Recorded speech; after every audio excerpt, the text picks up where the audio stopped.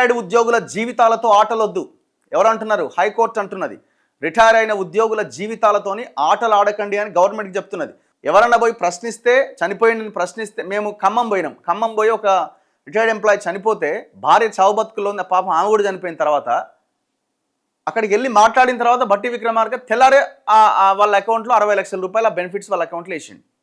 అంటే ఎవరైనా చనిపోతే, ఎవరైనా క్వశ్చన్ చేస్తే, ఎవరైనా కోర్టుకు పోతేనే ఇస్తారా? జూన్ 10వ తేదీలోపు అందరికి ఇచ్చేయాలని న్యాయస్థానం ఒక డెడ్ లైన్ పెట్టింది. సరే, ఇప్పుడు ఎవరైతే పిటిషన్ వేశారో కొంత ఇదిగా ఉన్న వాళ్ళకి న్యాయం చేస్తుందేమో కోర్టు. మరి ఏని వాళ్ళ సంగతి ఏంది? అరే, గవర్నమెంట్ అన్న తర్వాత ఇప్పుడు ఒక పిటిషన్ మీద ఎంక్వైరీ జరిగి విచారణ జరిగితే అందరికీ అది అమలు అవ్వాలి కదా.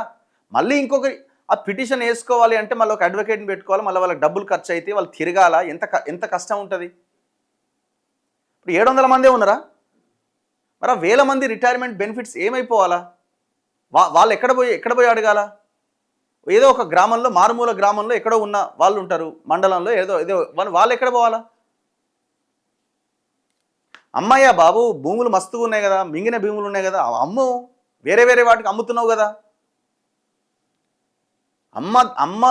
అమ్మకాలు జరపొద్దని చెప్పాలి మాలాంటి వాళ్ళని కూడా. మరి తప్పట్లేదు కదా, నువ్వు చేయట్లే కదా, ఏం చేయాలి మరి? వాళ్ళు చచ్చిపోతున్నారు కదా, 80 మందికి పైన ఇప్పటికే ప్రాణాలు కోల్పోయినారు కదా.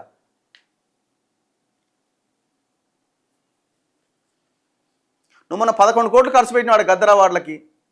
1 కోటి రూపాయలు ఖర్చు పెట్టి ఆ లలిత కళా తోరణమో లేకపోతే రవీంద్ర భారతిలోనే చేసి మిగతా 10 కోట్లు ఇట్లాంటి వాళ్ళకి ఇస్తే అయిపోయేది కదా.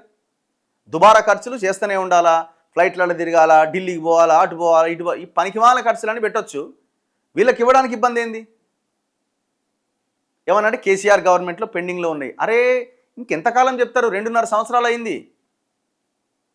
ఆయన తప్పు చేసిండని ప్రజలు ఇంకా భావించరు కాబట్టే ఇంకా పార్టీలు వేస్తలేదు. అర్థమవుతుంది కదా మీకు కూడా.